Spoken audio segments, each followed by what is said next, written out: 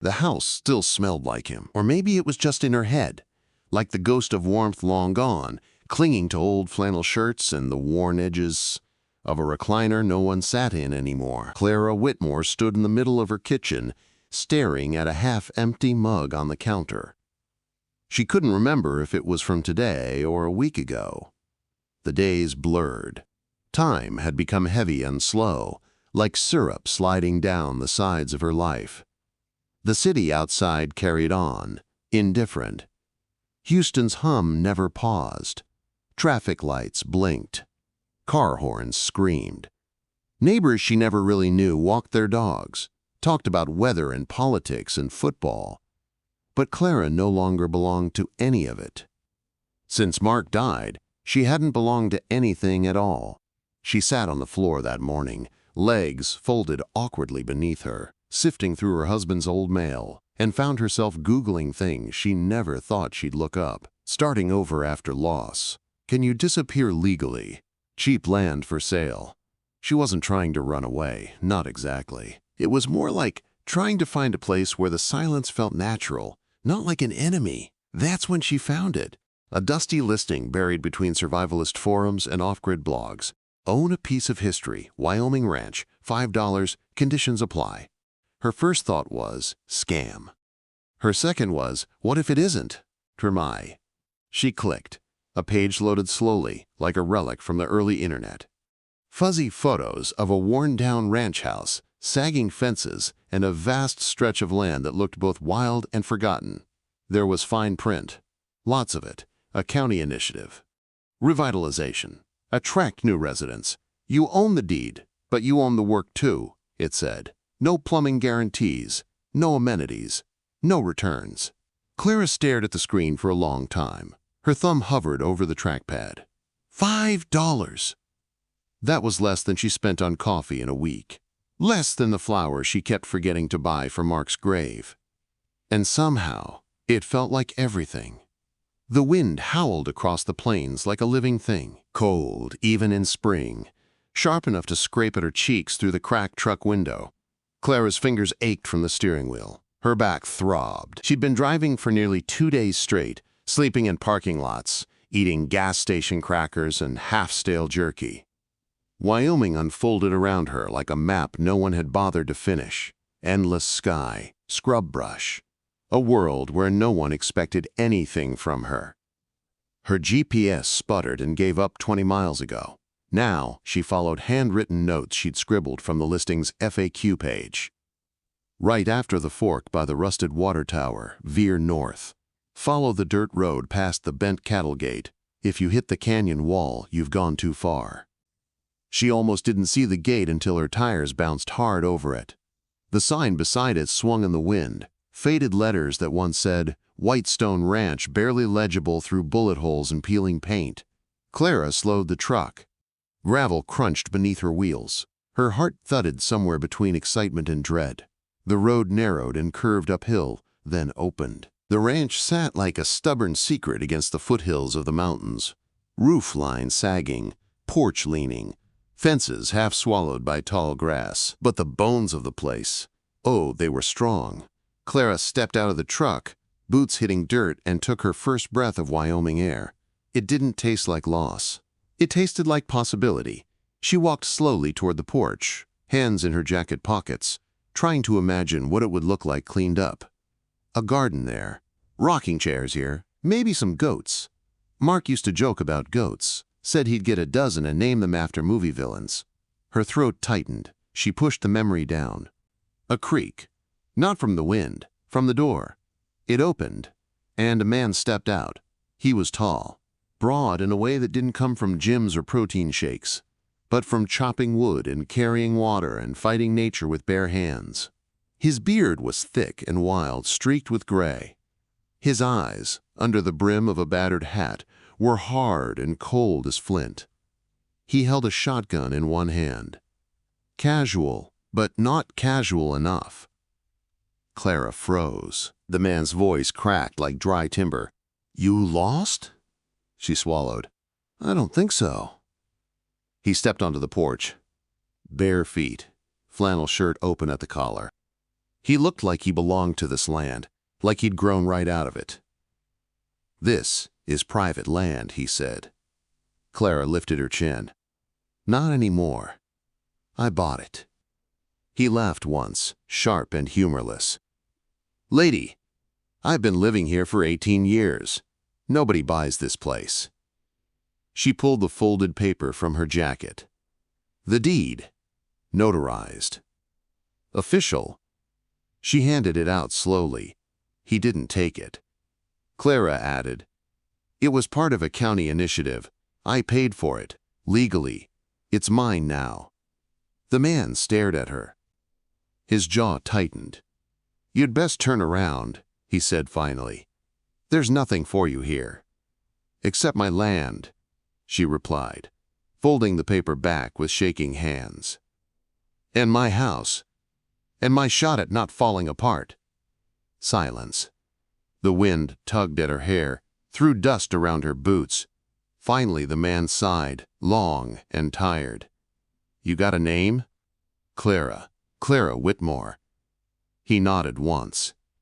"Elias Boone." They stood there, separated by a porch step and 1,000 miles of distrust.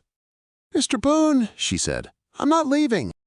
He looked past her at the truck, the pile of bags in the back, the out-of-state plates. "You don't know what this place is," he said quietly. "It chews people up." She squared her shoulders. "Then I'll let it try." Another pause. Elias turned and walked back inside. The screen door slammed behind him. Clara stood alone on the porch. She didn't tremble. Not yet. She grabbed her duffel from the truck and started walking toward the barn. If he wanted her gone, he'd have to do more than glare. She'd paid her $5. She was staying. The barn smelled like age and memory. Sawdust, damp hay, and the quiet breath of long-abandoned tools. Clara set her duffel on a splintered bench and ran a hand along the rough wood walls. Dust clung to her fingers like ghosts. There was no light save for what streamed through the crooked slats and streaks of gold. She sat down slowly, bones stiff from the drive, heart still racing from her encounter with Elias Boone. She didn't cry. Not yet. She took out a small thermos of stale coffee and drank it cold, legs pulled beneath her, listening to the silence. The barn, for all its disrepair, felt safe. Elias hadn't chased her out. That was something. He could have told her to leave, could have made it ugly, but he hadn't. He'd just gone inside, as if the problem would disappear if ignored long enough. Clara had no intention of disappearing. She stayed in the barn until dusk. Then, with no better idea, she dragged her duffel back toward the house. She stopped at the porch, heart thudding again. The door was shut now. No light inside.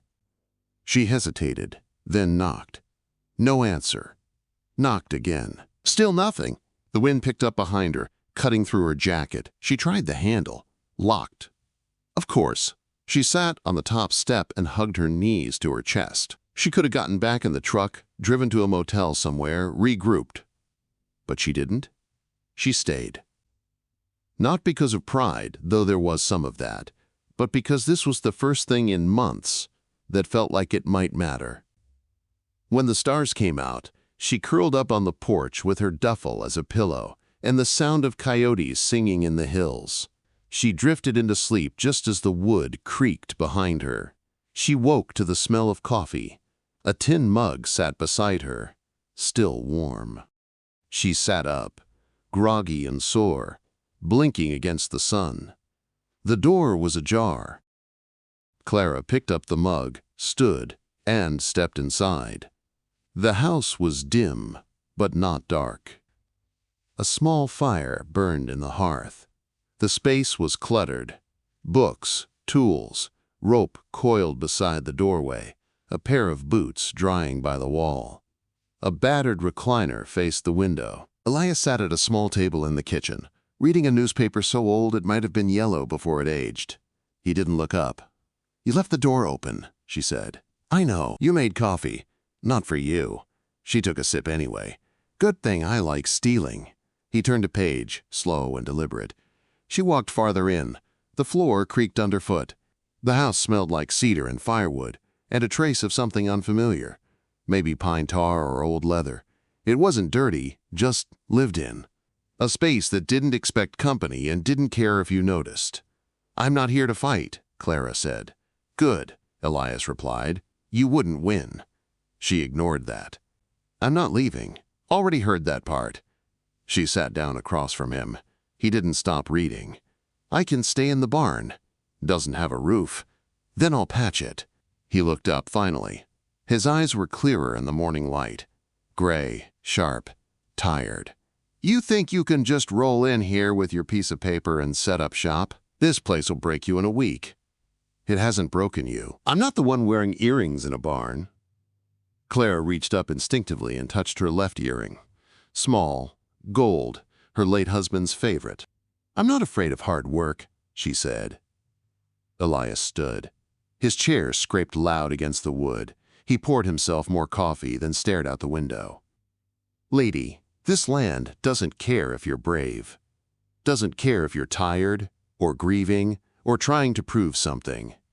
The wind here'll cut the skin off your bones if you stand still long enough." She stood too. "Good, then I won't stand still." He turned, stared at her for a long beat, then walked past her to the front door. He opened it, nodded toward the yard.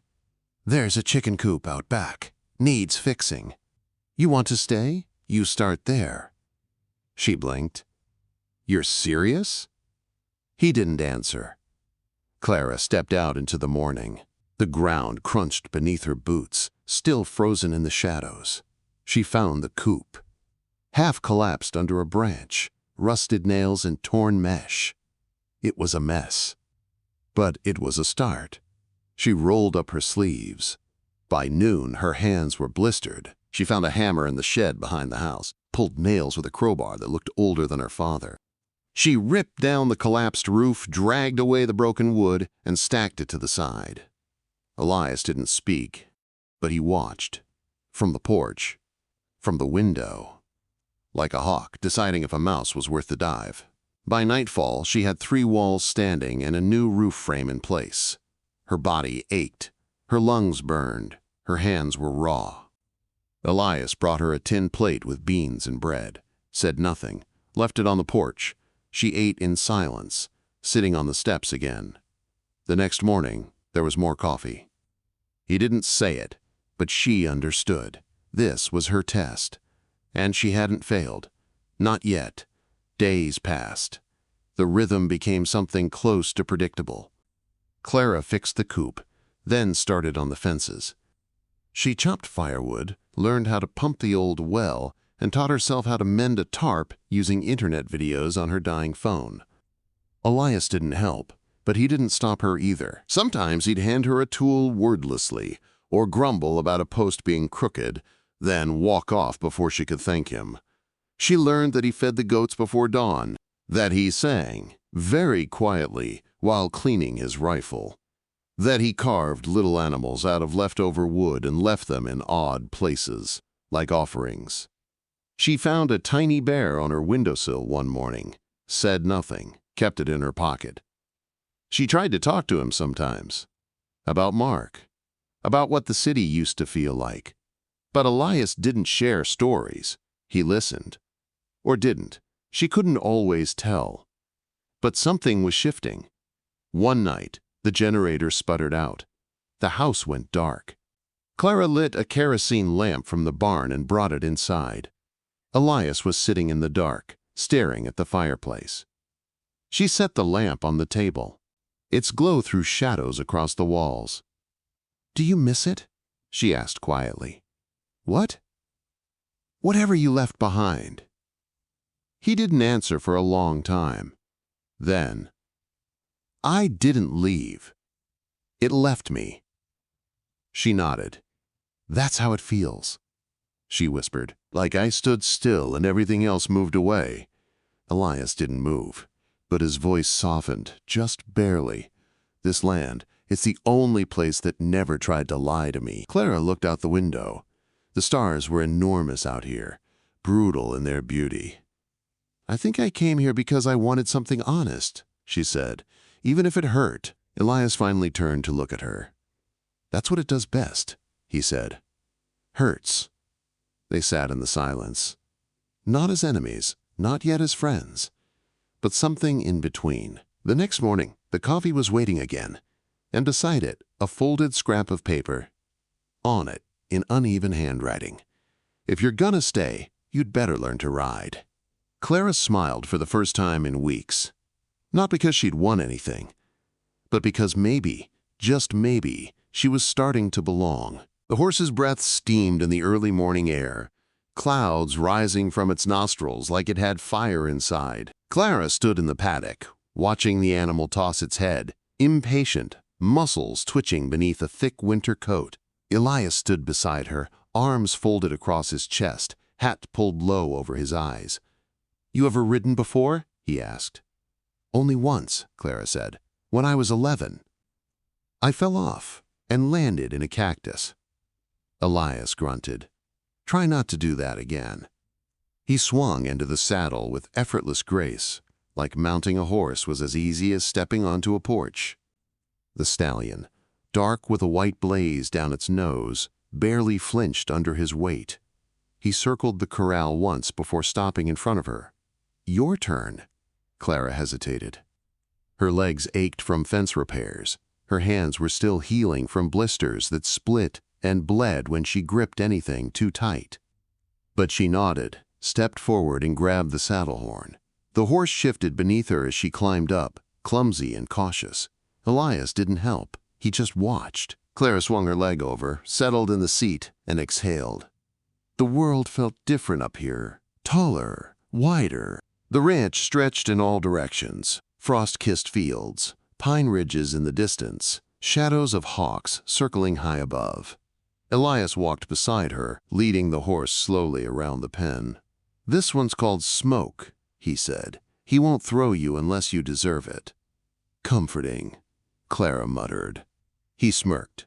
They spent the next hour like that, Elias correcting her posture, Clara arguing about her posture, Elias tightening the girth strap, Clara yelping when the horse snorted. By the time they finished, her thighs burned and her pride was bruised, but she stayed on. That night, over fire-cooked beans and stale cornbread, Elias said, Not bad. You ride like a sack of potatoes, but you stayed on. Clara raised an eyebrow. Was that a compliment? I've seen worse. She smiled, small and genuine. Elias sipped his coffee and looked toward the hills. We'll do it again tomorrow. They did. And the day after that. By the end of the week, Clara could ride in a straight line without gripping the horn like a lifeline. She still bumped too much in the saddle and cursed every time Smoke bucked a little too sharply, but something inside her had changed. She felt lighter, and that scared her. The land was slowly working its way under her skin. The quiet wasn't empty anymore. The silence had weight and shape and meaning. She could hear the ranch now, the creak of wood, the hum of wind across tall grass, the distant howl of coyotes at night. All of it felt like a language she was starting to learn. One evening she sat on the porch, boots kicked off, toes curled against the splintered floor. The sky was painted in orange and indigo. Elias sat beside her, carving another animal from a piece of scrap wood. She watched the shape take form in his hands. A fox, small and sleek. Why do you carve those? She asked. He didn't look up. Don't know. Helps me think. Think about what? He didn't answer. She leaned back, arms behind her. Mark used to paint. Oils, landscapes, nothing fancy. He said it helped him remember things. Elias's hands paused. Like what? Places we visited, things we said. The way I looked at him in the morning. She smiled faintly. He said that every brushstroke was like catching a piece of time and making it stay. Elias nodded. Time don't stay, no matter how tight you hold. No, Clara agreed softly. But sometimes you can shape what it leaves behind. He set the carving down and stood. "I've got something," he said. "Come on." She followed him across the yard, through a narrow path that twisted behind the barn, past a line of trees that rose like sentinels in the dusk. They reached a small clearing ringed with rocks. In the center stood a rough wooden cross, barely taller than Clara's waist. Elias crouched, brushed pine needles off a stone at the base. "She was named Molly," he said. "My dog. Had her 16 years. Clara stepped closer. "I thought it might have been someone else." He looked up at her. It was. He stood slowly, bones creaking. "I buried a lot here," he said. "A dog. A brother. A version of myself I don't much miss." She didn't speak. He turned toward her. "You should know what kind of place you're living on." "I'm trying to," Clara said, "but I don't think land cares about our past." "No," Elias said, "but it remembers it." They stood together in the twilight, surrounded by graves and silence. 2 days later, the storm came. It rolled in fast. Black clouds boiling over the hills, wind screaming like it was alive. Clara was in the barn when the sky broke. Rain slammed the roof. Lightning lit the sky in crooked white veins. She ran toward the house, soaked within seconds. Elias was already boarding the windows. "Help me," he barked. "Get the tarp. The west side leaks." She grabbed it from the shed, helped him nail it over the kitchen wall. The wind clawed at them, flinging dust and water through every crack. The power sputtered and died. For hours they fought the storm, hammering, tying down, sealing, sweating through soaked clothes. At one point, a branch shattered the front window. Elias dragged an old dresser in front of it, blood streaking down his forearm from a broken pane. "You're bleeding," Clara said. He wiped it on his jeans. "It'll keep." They collapsed near the hearth after midnight, both too exhausted to speak. Clara's hands trembled. Elias's eyes were closed, chest rising and falling with every labored breath. She looked at him then, not as the gruff mountain man who'd greeted her with a shotgun, but as someone weathered, worn, cracked, in the same place as she was. She reached into her pocket and pulled out the wooden fox he'd carved, set it on the table beside him, then leaned back and closed her eyes. The storm passed with the dawn. The damage was bad. One fence was down completely. The goat shed had partially collapsed. The porch roof was hanging by a nail. They spent the day repairing what they could. Neighbors started showing up that afternoon. Well, not neighbors exactly. More like scattered ranchers from a few miles out. Word had traveled. One brought nails. Another brought wire. A woman named June dropped off stew in a thermos. Clara was stunned by the quiet generosity. "Did you ask them to come?" she asked Elias later. "No." "They just showed up?" "They always do. Out here, people come when there's work." That night, she sat beside the fire with Elias, both of them too tired to move. "I think I'm starting to get it," she said. "Get what?" "This life. Why you stayed." He looked into the fire. "You're still new. It hasn't cut you yet." "I think it has," she said. "But maybe I needed that." He didn't reply. The next morning, she walked to the mailbox. It was bent and rusted, and mostly held dead insects. But this time, there was an envelope. No return address. She opened it slowly. Inside was a letter from the county. It informed her that a reassessment of the land titles was underway, that the $5 sale, while legally processed, might be subject to review under the current Land Development Act, that any structures or dwellings on the property must be registered and surveyed immediately. Clara's stomach dropped. She read it twice, 3 times. Then she walked back to the house, clutching the paper in cold fingers. Elias was feeding the goats. She handed him the letter. He read it silently, jaw tightening. "They're coming," he said simply. "For the ranch? For everything."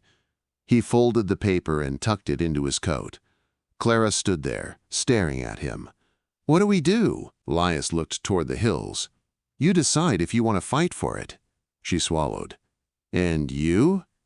He didn't answer. but in his eyes she saw something she hadn't seen before: fear. Not of loss, but of hope, and what it might cost to hold on to it. The county official arrived 3 days later, slick shoes crunching in gravel, as he stepped out of a dust-coated SUV that looked far too polished for the dirt road. His sunglasses were too clean, his handshake too practiced. Clara stood on the porch, arms crossed, as he approached with a briefcase in one hand and a polite smile that didn't reach his eyes. "Mrs. Whitmore?" he asked, voice clipped and nasal. "Yes." "John Ellerby, Property and Land Services Division. I believe you received our notice." "I did," Clara said. "We're not interested in selling." "I am not here to buy," he replied smoothly, adjusting his tie.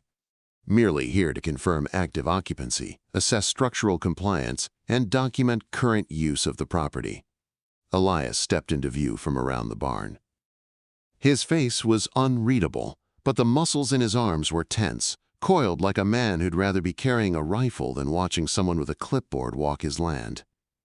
Ellerby saw him and hesitated. "And this is?" "I live here," Elias said. "Do you have identification?" "No." "Mail addressed to you at this location?"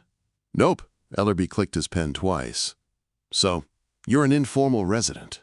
Clara took a step forward. "He's part of this land. Has been for nearly 20 years. "But he isn't listed on the deed," Ellerby said, almost apologetic. Elias walked past him toward the fence line and didn't look back. Clara forced her voice to remain calm. "You said reassessment. What does that mean exactly?" Ellerby opened his briefcase, flipped through documents, and handed her one with highlighted sections. "As part of the county's recent development initiative, we're reviewing all fast-sale properties acquired during the last 12-month cycle. Any anomalies, especially those involving substandard housing, unlawful structures, or unpermitted dwellings, could result in revocation or revaluation of ownership. Depending on findings, titles may be challenged under Clause 8F. Clara stared at the paper. "You're saying I could lose this place?" "It's possible," Ellerby said with a sympathetic tilt of the head. "But it's not personal, just protocol." She didn't want to punch him, but she wanted to scream. Instead, she nodded. "Thank you for your time." He smiled again, handed her a business card, then turned and left. She watched his taillights disappear into a cloud of dust. Inside the house, she slammed the paper down on the kitchen table. Elias stood in the doorway, silent. "They're going to try to take it back," she said. "Told you," he replied. Clara glared at him. "You don't seem surprised." "I'm not." "Then why didn't you say something earlier?" Elias shrugged. "Didn't see the point." "You don't see the point?" Her voice rose. "You think this place just dropped into my lap? That it means nothing to me?" "It's not about meaning," he said. "It's about reality. And the reality is they've got money and rules and lawyers, and we've got a pile of rotted fence posts and a generator that dies if you breathe on it. I'm not giving it up." Elias turned and walked to the window. Clara followed him. "I came here because I had nothing left, and for the first time in months, I feel like I can breathe, like something matters again." He didn't answer. She stepped closer. "But you're so afraid of losing it, you'd rather not care at all.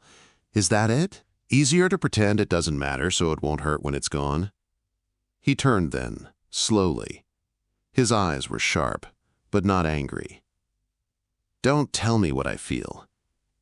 Then, say it." He was quiet for a long moment. Then, "I've already buried one home. I'm not looking to bury another." "You don't have to," Clara said. "Not if we fight." He looked at her like she'd said something foolish.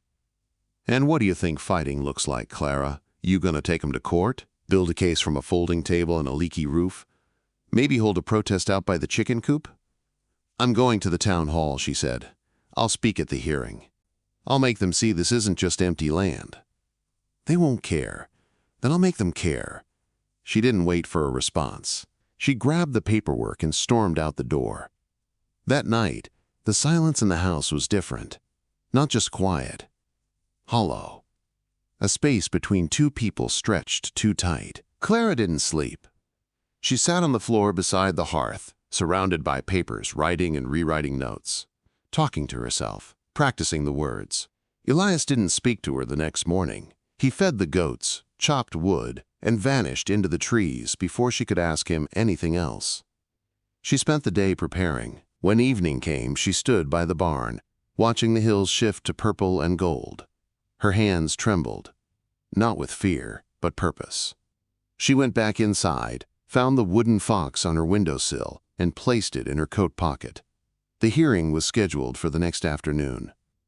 June, the rancher's wife who'd brought stew after the storm, offered to drive her.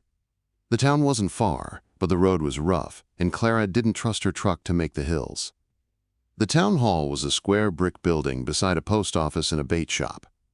Inside, the room buzzed with voices. Half the chairs were filled. County officials sat behind a long table, laptops open. At the center sat Ellerby, looking slightly more polished than before. Clara sat near the front, heart hammering.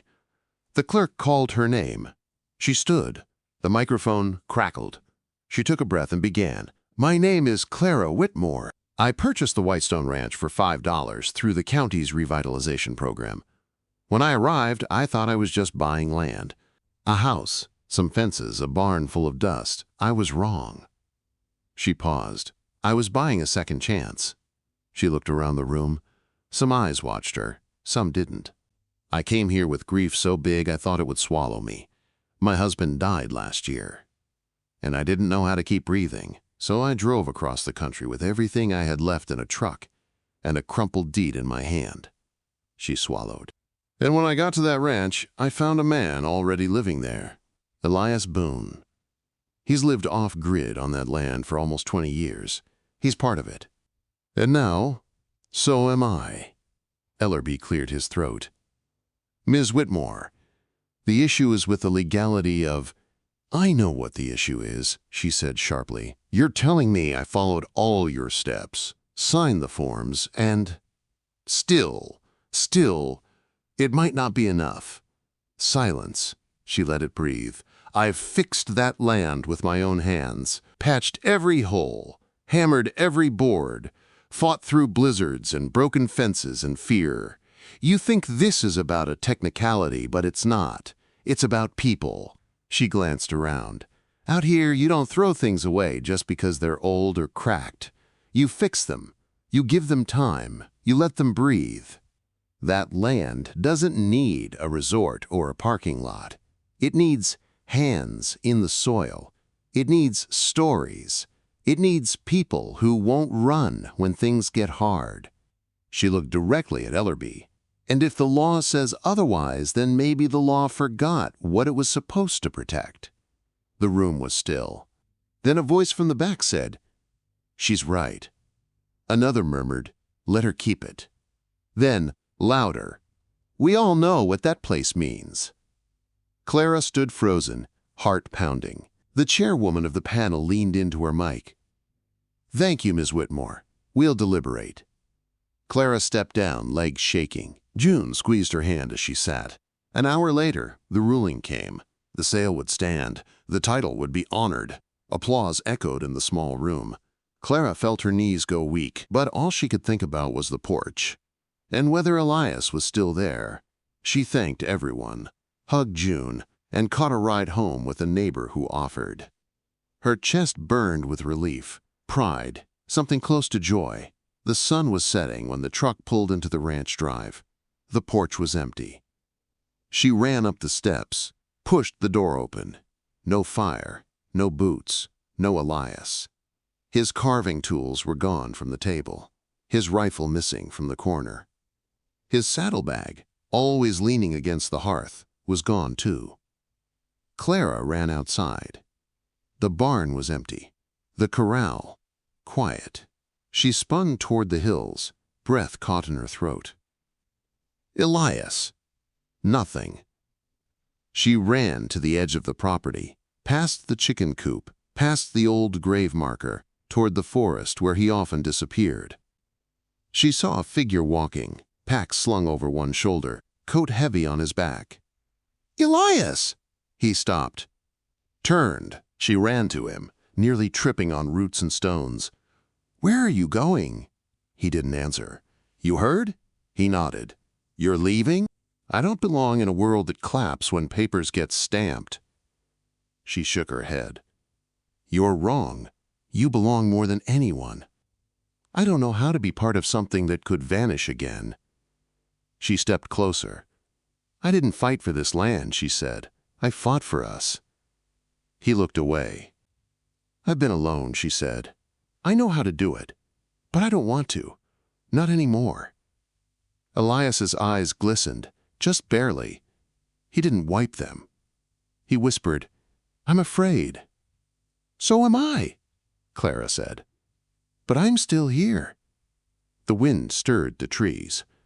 Elias stepped forward, dropped his pack. And in that small space between their breaths, everything changed. He reached for her hand and didn't let go. Elias didn't speak as they walked back to the house. He carried his pack loosely in one hand, the weight of it less now that he'd decided not to leave.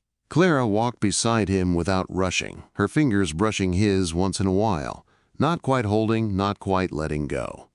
The sun dipped low behind the hills, casting long shadows across the barn and fencing. The scent of pine and earth hung thick in the air, the wind soft and warm for once, as if the land had settled after the storm between them. When they stepped onto the porch, neither of them moved to open the door right away. They stood side by side, watching the horizon, until Elias finally exhaled the breath he'd been holding for days.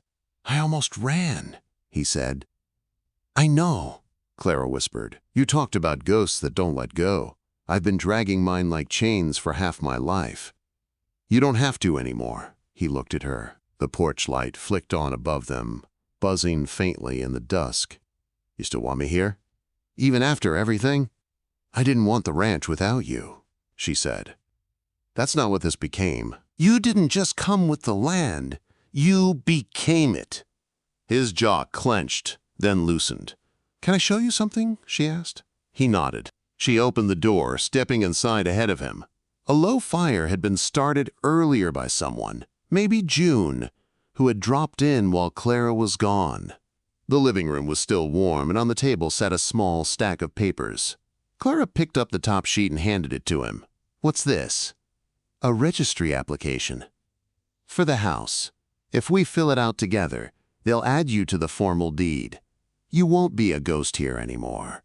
Elias looked down at the paper like it might catch fire in his hands. That's a big step. So was coming back. He set the paper down and stepped closer. "You sure you want to do this with me?" he asked. "I'm rough. I don't always talk right. I don't know what tomorrow looks like, let alone the rest of a life." "I don't either," Clara said, "but I want to find out. With you." His eyes darkened in the soft light, the kind of darkness that felt deep and rooted, not dangerous, just real. He reached up and tucked a strand of damp hair behind her ear. "You changed this place." "No," she said.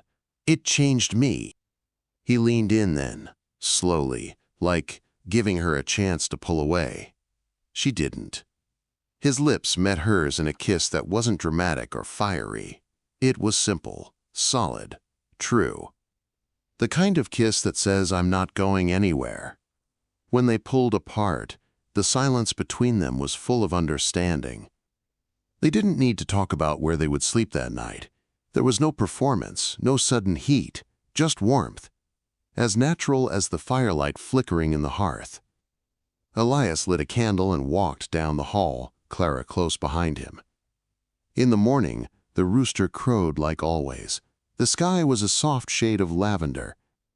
Clara stirred slowly, tangled in a wool blanket, listening to Elias breathe beside her. She didn't want to move, didn't want to break the moment. But life didn't wait. She rose, dressed quietly, and walked barefoot through the house. She stepped outside, inhaling the chill. The world was still. The barn door creaked open with her usual push, and the goats greeted her with sleepy bleats. She fed them, checked the coop, then wandered back toward the house, hands stuffed in her pockets. Elias was waiting on the porch with coffee. "You beat me to it," she said. "I owed you." They drank in silence, watching the land stretch and breathe around them. Later that day, they repaired the roof over the tack room. Elias taught Clara how to use a circular saw, guiding her hands with gentle patience. She laughed when the sawdust flew up into her face, and he reached over to brush it from her eyelashes. She felt silly and safe at the same time. Every hour was stitched with small moments: cutting firewood, dragging boards, fixing a broken fence rail. No great declarations. Just the rhythm of shared labor, of two people moving through space, not as strangers, but as partners. In the quiet moments, Clara watched Elias from the corner of her eye. The way he moved, careful but firm. The way his eyes softened when he looked at her. He had changed too, even if he didn't say it. That evening, they walked the perimeter of the property together. Elias carried a hammer, Clara a spool of wire. They patched holes in silence until Clara stopped suddenly near the edge of the pasture. "This is the spot," she said. He looked around. "For what?" "For the sign." "What sign?" She turned to him, eyes dancing. "The one I want to hang at the gate."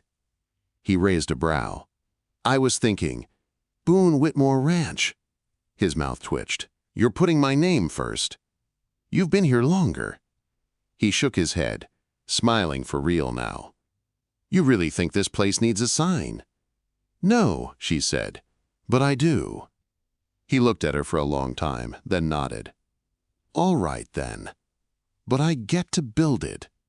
She grinned. "Deal." A week later, the sign was finished, sanded smooth, etched by hand with a small carving knife, painted dark with white letters. He added a pine tree to one side. Clara added a little heart hidden in the base of the W. They hung it together at the gate, standing back to admire it. "Boone Whitmore Ranch," she read aloud. "Established by chance. Held by choice." "Nice touch," Elias said. "You like it?" "I do." Summer came fast that year. The land turned green and golden. They planted a vegetable garden behind the barn and started work on a greenhouse. Neighbors came by more often, sometimes bringing seeds, sometimes tools, sometimes just conversation. Clara hosted a dinner on the porch one evening, and Elias didn't hide in the barn.